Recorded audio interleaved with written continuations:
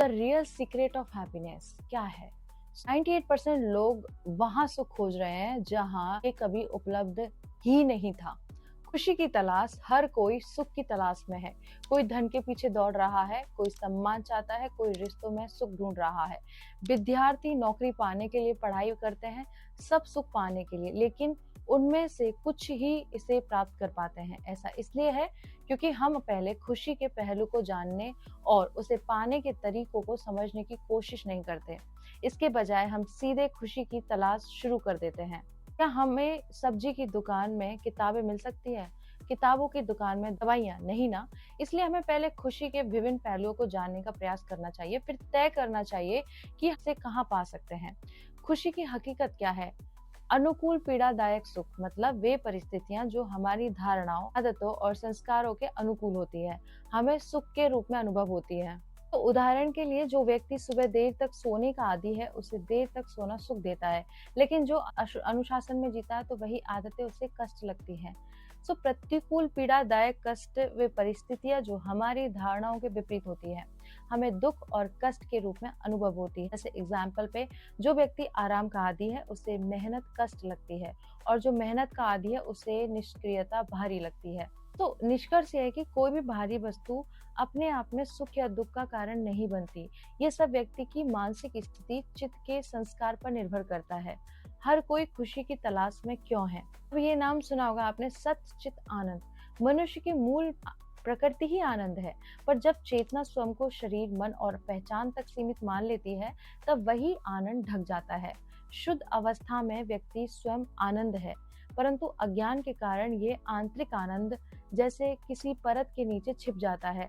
इसलिए वह अपने भीतर छिपी खुशी की तलाश नहीं करता, बल्कि बाहरी चीजों में उसकी खोज शुरू कर देता है, जो टेम्परेरी रहती है, कुछ क्षणिक सुख देती हैं। और क्योंकि उसने कभी अपने भीतर असीम और गहरा सुख महसूस किया है, इसीलिए वह भारी वस्तुओं से मिलने वाली क्षणिक खुशी से कभी पूर्ण संतुष्ट नहीं होता। इसीलिए मनुष्य असीम और शाश्वत सुख पाने के लिए बार बार प्रयास करता है। ये वास्तव में अपने ही आनंदमय कोश, शुद्ध आनंद की परख से फिर से जुड़ने की एक गहरी पुकार होती है। तो बाहरी रूप से सुख का भ्रम, जब कोई कुत्ता सूखी हड्डी को जोर से चबाता है तो कठोर हड्डी उसके जबड़े पर रगड़ जाती है, जिससे खून बहने लगता है। कुत्ता खून का स्वाद चखता है और ये सोचकर कि ये हड्डी से आ रहा है, उसे बार बार चबाता है, जिससे उसका जबड़ा और अधिक छिल जाता है और खून और भी अधिक बहने लगता है। कुत्ता इस स्वाद को सूखी हड्डी का स्वाद समझ लेता है। मनुष्य में भी इसी प्रकार का भ्रम उत्पन्न होता है, जिसके कारण वह ये मानने लगते हैं कि खुशी वस्तुओं में मिलती है। जैसे किस तरह से समझता है?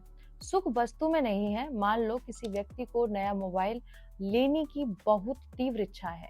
वह दिन रात उसी के बारे में सोचता रहता है, कंपैरिजन करता है, रिव्यूज देखता है, बेचैन रहता है।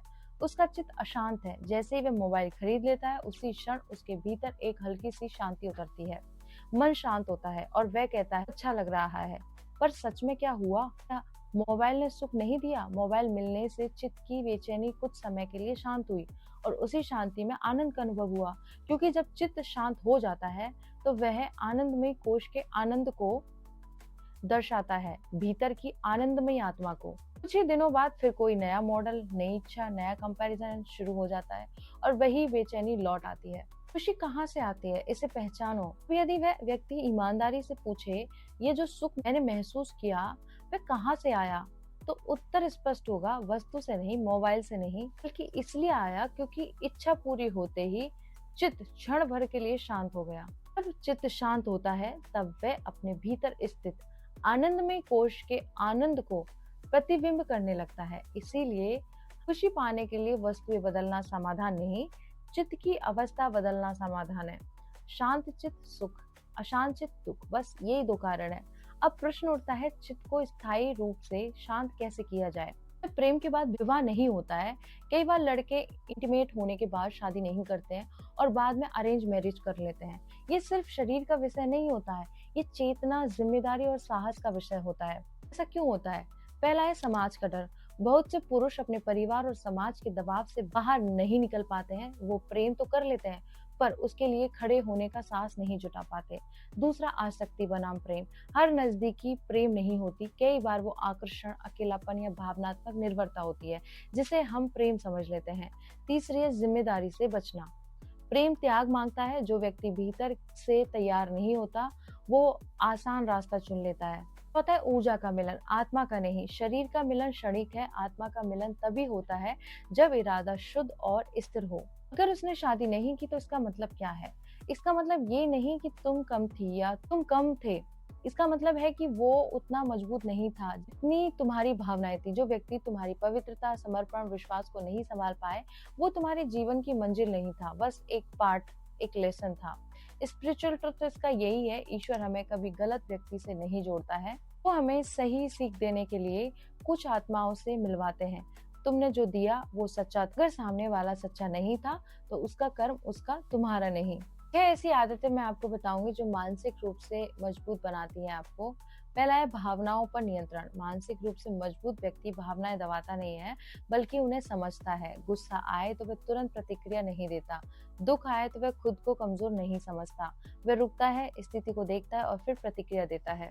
यही है रिस्पॉन्स ओवर रिएक्शन की आदत, उसे परिस्थितियों का गुलाम बनने से बचाती है। दूसरा है अनुशासन को मूड से ऊपर रखना। कमजोर मन कहता है आज मन नहीं है, मजबूत मन कहता है काम जरूरी है। मानसिक मजबूती का असली आधार अनुशासन है। जब आप अपने लक्ष्य के लिए रोज काम करते हैं, चाहे मन करे या ना करे, तो आपका आत्मविश्वास अंदर से मजबूत होता है। अनुशासन आपको स्थिरता देता है और स्थिरता ही मानसिक ताकत की जड़ है। चौथा है नकारात्मक विचारों को चुनौती देना। दिमाग अक्सर सबसे बुरा सोचता है, मैं नहीं कर पाऊंगा, लोग क्या सोचेंगे, अगर असफल हो गया तो क्या होगा। मानसिक मजबूती का मतलब है हर विचार को सच मान लेना नहीं है, बल्कि खुद से पूछना है क्या ये तथ्य है या डर। जब आप अपने विचारों पर सवाल उठाते हैं तब आप उनके शिकार नहीं रहते हैं। पांचवा है सीमाएं तय करना। हर किसी को खुश करने की कोशिश करना मानसिक कमजोरी का संकेत है। मानसिक रूप से मजबूत व्यक्ति ना कहने से नहीं डरता, वह जानता है कि उसकी ऊर्जा सीमित है। समय, रिश्ते और काम तीनों में स्पष्ट सीमाएं रखता है। ये आदत आपको भावनात्मक शोषण और अनावश्यक तनाव से बचाती है। छठा है आत्मचिंतन और कृतज्ञता। हर दिन 10 से 15 मिनट खुद के साथ बैठना। दिन कैसा गया, क्या बेहतर कर सकता था, किस बात के लिए आभारी हूँ। ये छोटी आदत आपके मन को संतुलित रखती है। कृतज्ञता नकारात्मकता को कम करती है और आत्मचिंतन आपको लगातार बेहतर बनाता है। यहीं से असली साधना शुरू होती है। इस तरह से मैंने जो आपको जानकारी दी है वो अच्छी लगी है तो उसे शेयर कर दीजिए और सब्सक्राइब कर लीजिए और मेरे साथ बोलिए ओम नमः पार्वती पते, हर हर महादेव, शिव शंभो, राधे कृष्ण।